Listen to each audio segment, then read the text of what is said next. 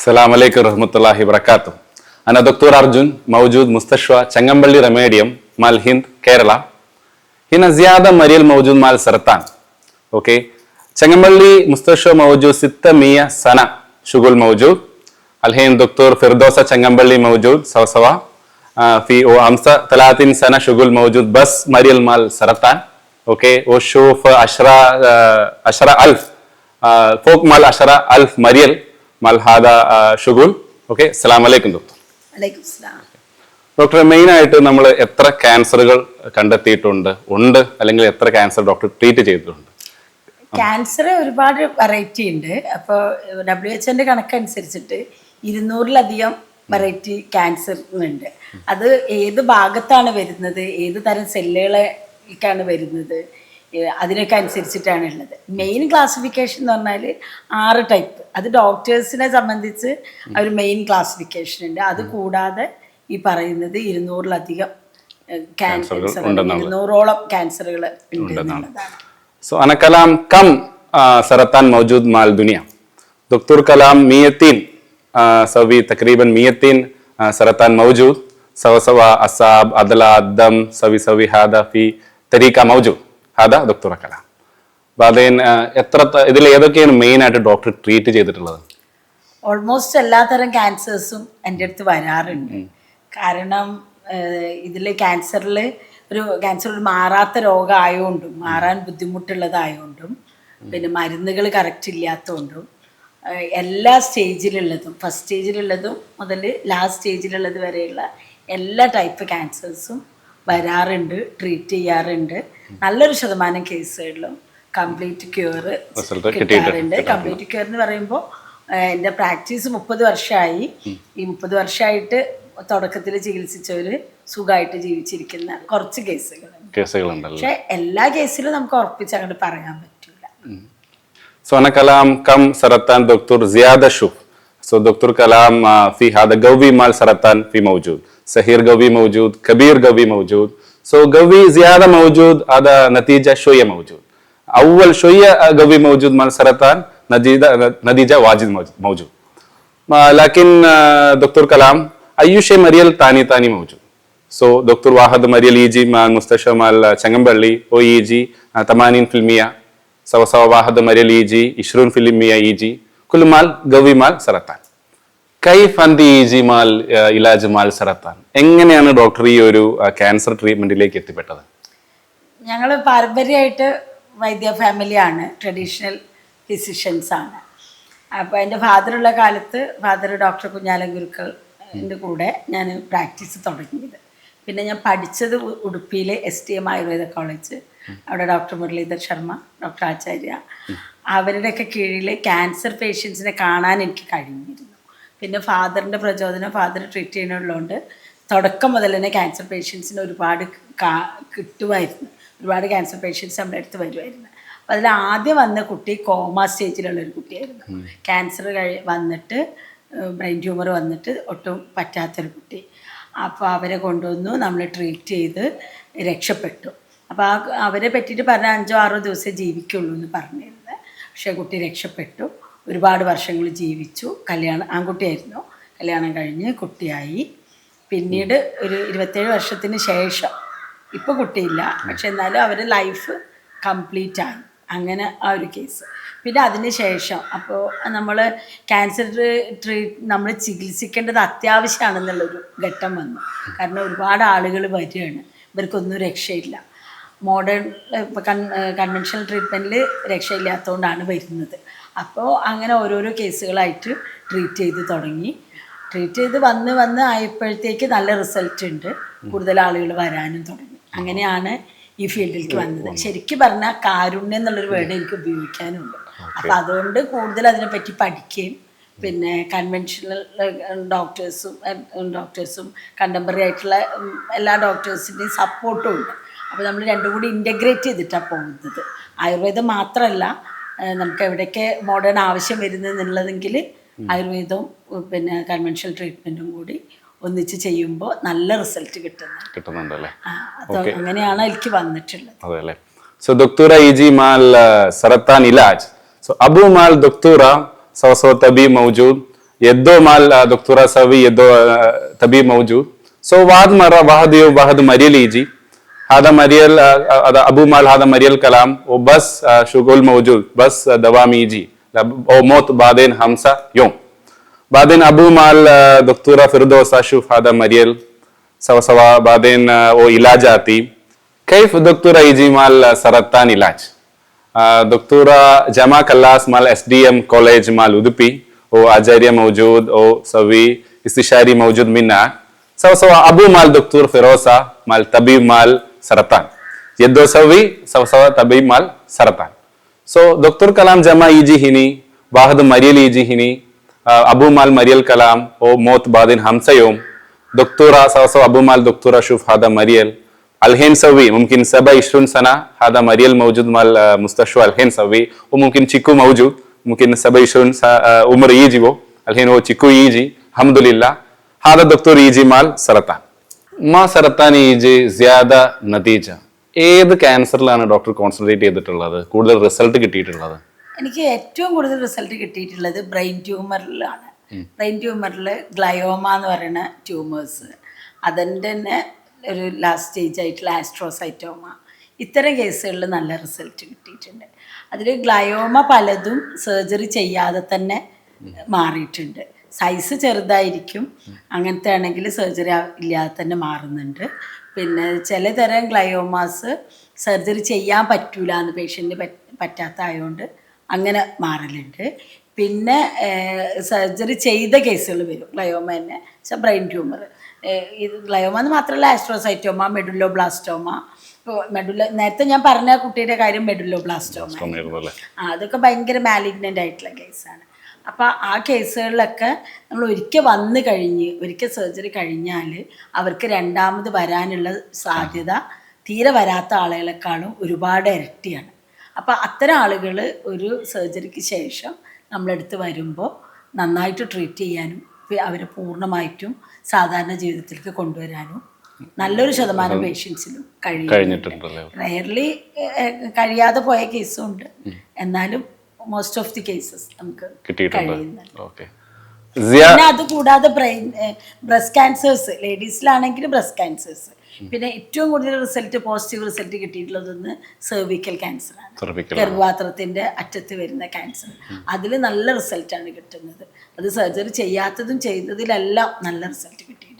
കുറച്ചുകൂടി കൂടുതൽ result cervical ക്യാൻസറിൽ ചെയ്യാത്തതിലാണ്, ക്യാൻസർ മീൻസ് സർജറി ചെയ്യാത്തതിൽ നല്ല റിസൾട്ട്. ബ്രസ്റ്റ് ക്യാൻസറിൻ്റെ ഡിഫറെൻറ്റ് സ്റ്റേജസിൽ നല്ല റിസൾട്ട് കിട്ടും. പിന്നെ എല്ലാ ടൈപ്പ് ക്യാൻസറും വരാറുണ്ട്.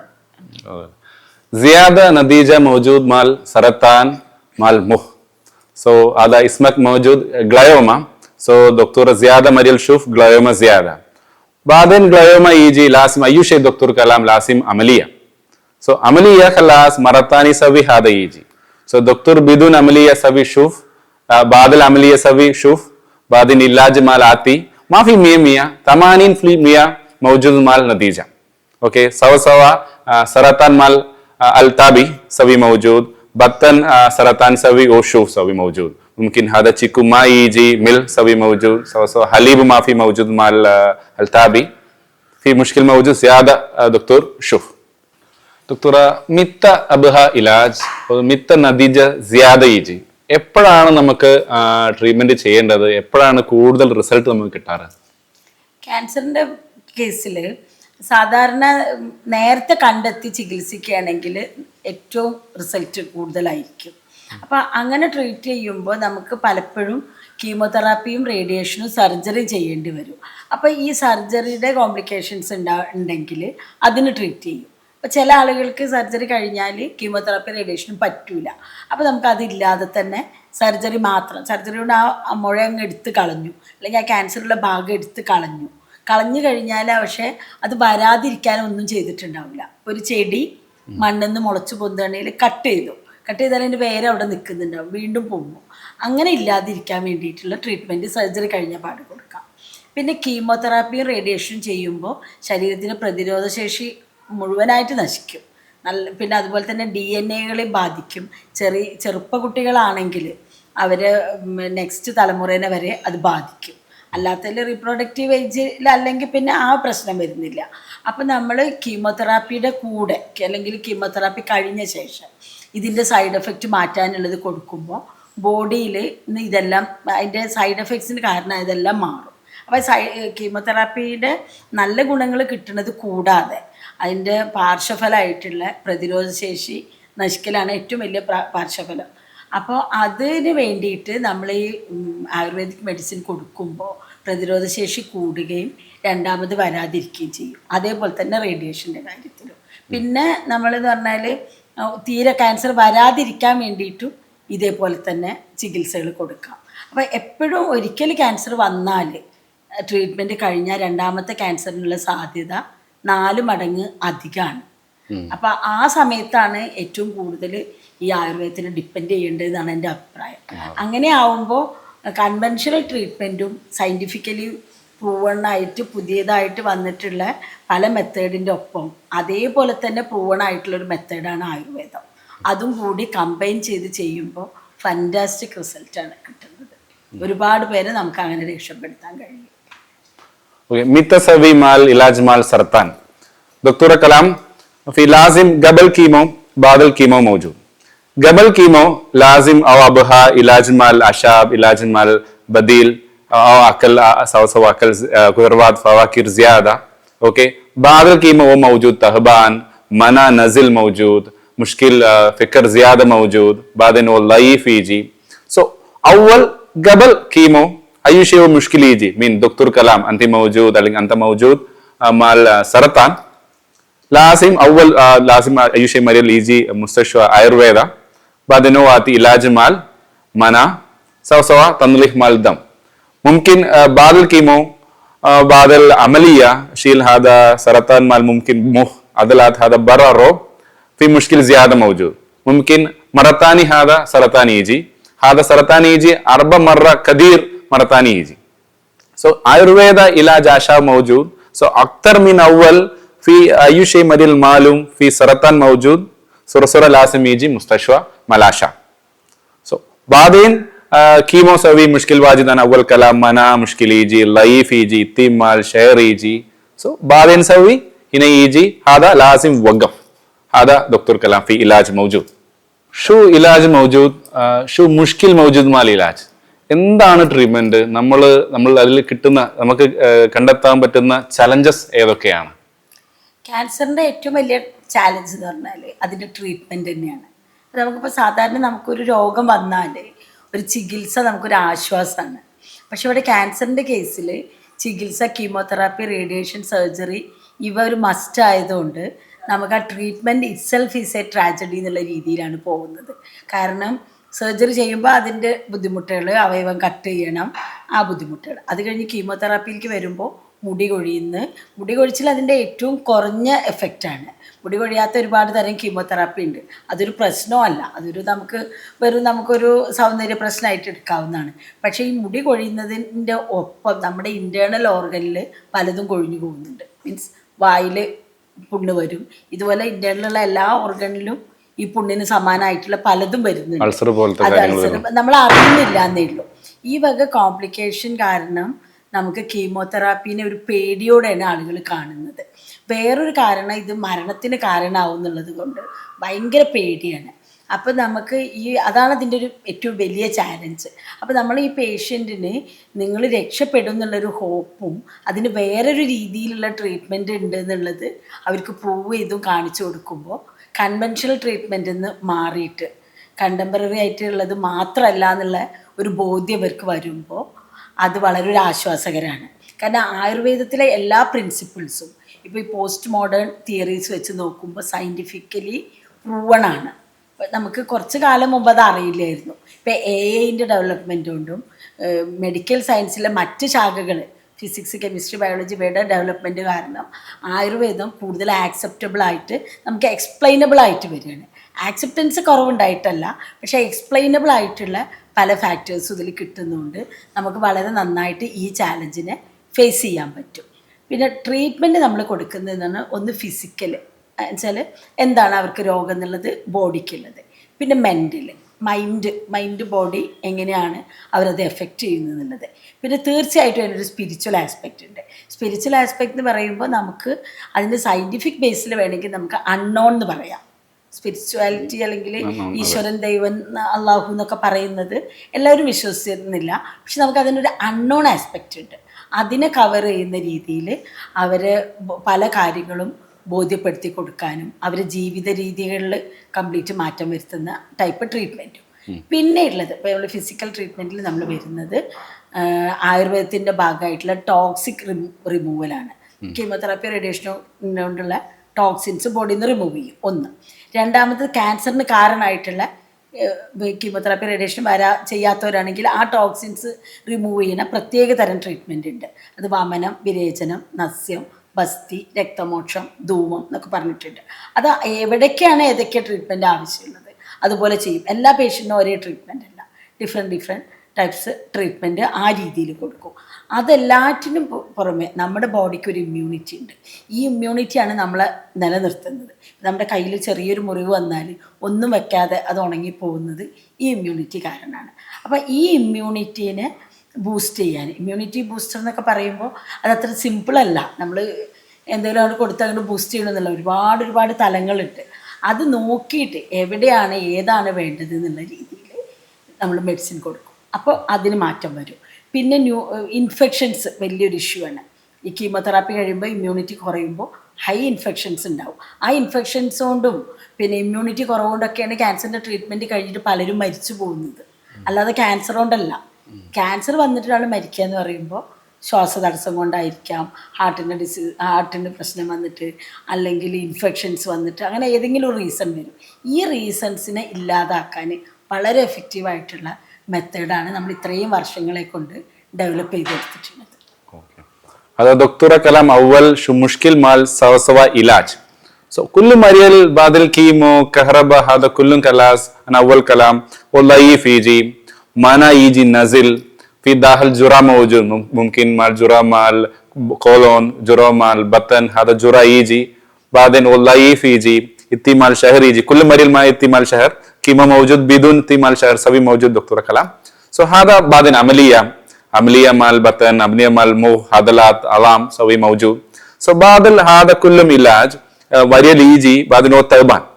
So أول لازم علاج مال هذا تعبان مانا لازم يجي أول مانا خلاص هو في داخل التهاب موجود. كل مريل موت مال سرطان ما في مال سرطان مانا سوا التهاب. So هذا أول لازم يجي مظبوط مال مانا بعدين هذا التهاب. So دكتور آشاب دواء في تبرع لازم أول جسم يجي مظبوط. So جسم دكتور آتي علاج مال تدريج مساج برا علاج زيادة موجود. هذا كله ما شاء الله دكتور استشاري معلوم. بعدين هذا مال مخ شو مشكلة هذا نفسية أي كل نفر يجي نفسية واجب. بعد السرطان نفسية بعدين يجي غير فكر زيادة يجي هذا لازم يجي سوي نزل. بعدين دكتور كلام الله معلوم كيف هذا ترتيب. سو عند لازم يجلس مظبوط مال أي شيء مسلمان هندو أي شيء نفر لازم يشوف الله سيدا. سو بعدين هذا كله نتيجة يجي نفر يجي آسن هذا فائدة في موجود. دكتورة كيف سرطان يجي مال جسم كيف وقف مال هذا سرطان എങ്ങനെയാണ് നമ്മളെ ശരീരത്തിലേക്ക് ഒരു ക്യാൻസർ പിടിപെടുന്നത്, അതേപോലെ തന്നെ എങ്ങനെ നമുക്കത് പ്രിവെന്റ് ചെയ്യാം? ക്യാൻസർ പിടിപെടാനുള്ള പ്രധാനപ്പെട്ട കാരണങ്ങളിൽ ഒന്ന് ജെനറ്റിക്സ്, രണ്ടാമത്തത് എൻവിറോൺമെൻറ്റ്. ഇങ്ങനെ രണ്ടായിട്ട് നമുക്ക് ആദ്യത്തെ ഒരു ക്ലാസിഫിക്കേഷൻ പറയാം. പല കാരണങ്ങളുണ്ട്. ഇതിന് കൂടാതെ പിന്നെയുള്ളത് കാർസിനോജൻസ് എന്ന് പറയുമ്പോൾ എൻവിറോൺമെൻറ്റ് തന്നെയാണ്. അപ്പോൾ ഈ ജെനറ്റിക്സ് എന്ന് പറഞ്ഞാൽ നമുക്ക് കാര്യമായിട്ടൊന്നും ചെയ്യാനില്ല ആ ഏരിയയിൽ. ജെനറ്റിക്കലി ക്യാൻസർ ഉണ്ടാവാൻ സാധ്യതയുള്ള ആളുകളാണെങ്കിൽ അത് കണ്ടെത്തിയിട്ട് അവർക്ക് ട്രീറ്റ്മെൻറ്റ് കൊടുക്കാം. അതിന് കൊടുക്കുന്ന ട്രീറ്റ്മെൻറ്റ് എന്ന് പറഞ്ഞാൽ സമയാസമയങ്ങളിൽ അവരുടെ ബോഡിയിലെ ടോക്സിൻസ് റിമൂവ് ചെയ്യുകയാണെങ്കിൽ പിന്നെ നല്ലൊരു ശതമാനം ജെനറ്റിക്കലി പ്രോൺ ആയിട്ടുള്ള ആൾക്കാർക്ക് കൊണ്ട് ക്യാൻസർ തടയാൻ പറ്റും. നല്ലൊരു ശതമാനം, പൂർണ്ണമായിട്ടൊന്നും നമുക്ക് പറയാൻ പറ്റില്ല.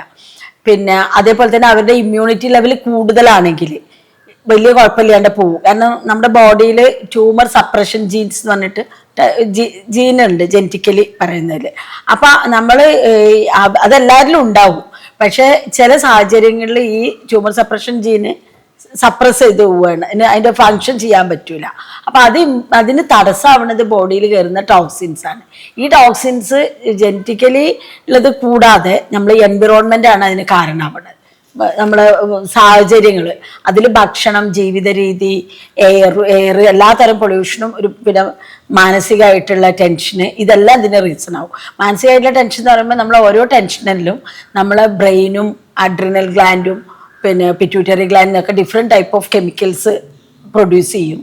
അതൊക്കെ ടോക്സിൻസ് ആയിട്ട് ബോഡി റിയലൈസ് ചെയ്യും. അങ്ങനെയൊക്കെ ക്യാൻസർ ഉണ്ടാവാം. അപ്പം അതിന് നമുക്ക് ആയുർവേദത്തിൽ ചെയ്യാൻ പറ്റുന്നത് വർഷത്തിലൊരിക്കൽ ഇതിൻ്റെ ഒരു പാക്കേജ് ആയിട്ടുള്ള ട്രീറ്റ്മെൻറ്റ് ഉണ്ട്. പ്രത്യേകിച്ച് ക്യാൻസർ പ്രോൺ ആയിട്ടുള്ള ഫാമിലിയിൽ, ക്യാൻസർ വരാൻ സാധ്യതയുള്ള ഫാമിലിയിലുള്ള ആളുകൾക്ക് ഇത്തരം ചികിത്സകൾ ചെയ്യാം. അങ്ങനെ ചെയ്ത എനിക്ക് ഒരുപാട് അനുഭവങ്ങളുണ്ട്. പിന്നെ പല ഫാമിലിയാണ്. ഇപ്പോൾ ഒരു ഫാമിലി ബ്രസ്റ്റ് ക്യാൻസറിൻ്റെ ഒരു ഫാമിലിയാണ് ആദ്യം എൻ്റെ അടുത്ത് ആ ടൈപ്പിൽ വന്നത്. അതിലിപ്പോൾ നമുക്ക് അഭിമാനത്തോടെ പറയാൻ പറ്റും, ഒരുപാട് വർഷങ്ങളായിട്ട് പുതിയ ക്യാൻസറുകൾ ആ ഫാമിലിയിൽ ഉണ്ടായിട്ടില്ല. എല്ലാവരും കുട്ടികളും അടക്കമുള്ളവർ, കുട്ടികളെന്ന് പറയുമ്പോൾ ഒരു 20 വയസ്സിന് മേലെയുള്ള കുറേ പേര് എല്ലാ വർഷവും വന്നിട്ട് ട്രീറ്റ് ചെയ്യും. ആ ഫാമിലിയിൽ അങ്ങനെ വന്നിട്ടില്ല. പിന്നെ ഇതുപോലെ പലരും ഫാമിലിയിലുള്ളവർ അവരുടെ ലിസ്റ്റ് നമുക്ക് തരുകയും നമ്മളതിൻ്റെ സ്ക്രീനിങ് ചെയ്യുകയും ഒക്കെ ചെയ്തിട്ട് പ്രിവെൻറ്റീവായിട്ടുള്ള ട്രീറ്റ്മെൻറ്റുകൾ കൊടുക്കുന്നുണ്ട്. അപ്പോൾ നമ്മളതെന്ന് പറഞ്ഞാൽ ഒരു തിയറി എന്നുള്ള നിലയ്ക്ക് നമുക്ക് പറയാനാണെങ്കിൽ ശരീരത്തിലും മനസ്സിലും എൻവിറോൺമെൻറ്റിലും വേസ്റ്റുകൾ ഇല്ലാണ്ടിരിക്കുക, അത് റിമൂവ് ചെയ്യുക. ടോക്സിൻസ് നമുക്ക് ശരീരത്തിലുള്ളതിനെ പറയാം. അത് എങ്ങനെയൊക്കെയെന്നുള്ളതിൻ്റെ ഒരു പ്രോട്ടോക്കോൾ ഉണ്ട്. അതനുസരിച്ച് നമ്മൾ ഇവരെ എഡ്യൂക്കേറ്റ് ചെയ്യുകയും ചെയ്യും, ട്രീറ്റ്മെൻറ്റും കൊടുക്കും. അങ്ങനെ നമുക്ക് ഒരു ക്യാൻസർ ഫ്രീ ആയിട്ടുള്ള ഒരു സമൂഹം ഉണ്ടാവട്ടെ എന്ന് ആശംസിക്കാം. ശുക്രൻ. സോ ഡോക്ടർ കലാം, ഇത്രയും മുഷ്കിൽ വാഹദ് ജീനോമാത് ഇത്രയും മാൽ ദുനിയ. സോ ജീനോബാത്ത് ഈജി മാൽ ഉമ്മി അബു ജദ്ദോ സവി ഹാദ ഈജി. സോ ലാസിം ഇലാജ് മാൽ ഉമ്മി ജദ്ദോ സവി ലാസിമാത്തി بعدين هذا سرطان يجي وسوي علاج موجود. هذا جينومات مشكل. دنيا كيف هذا دنيا يجي؟ جسم زيادة كچرا موجود، برا هواء كچرا موجود، سو أكل شوية كچرا موجود، الحين زيادة جوال هذا كله موجود، بعدين التهاب، بعدين هذا كچرا يجي. سو علاج موجود لازم وقف كلهم. هذا دنيا هواء جسم أكل كلهم لازم يجي مظبوط. سرطان ما يجي. جينا بعدين سوي ممكن أمي موجود سرطان، بعدين ممكن चीकू يجي، ممكن ولد أولاد يجي مال سرطان، هذا لازم وقف. سو علاج موجود مال أولاد سبي موجود. تقريبا سوي 50% هذا مريل دكتور شوف هذا في فائدة موجود. سوي أو دكتور واحد مريل موجود مال سرطان التادي، هذا سوي أو يجي 100 هذا دكتور كلام. سو تنظيف مال دم، تنظيف مال مخ، تنظيف مال نفسية، تنظيف مال هواء، تنظيف مال أكل. سو خضروات فواكه زيادة لازم مرتاح يجي، ما في جنجان واجد. هذا علاج مال سرطان. سو هذا وقف. كيف هذا وقف؟ لازم يجي سيدا، يجلس سيدا، كلام سيدا، أكل سيدا. شكرا جزيلا. شكرا دكتورة.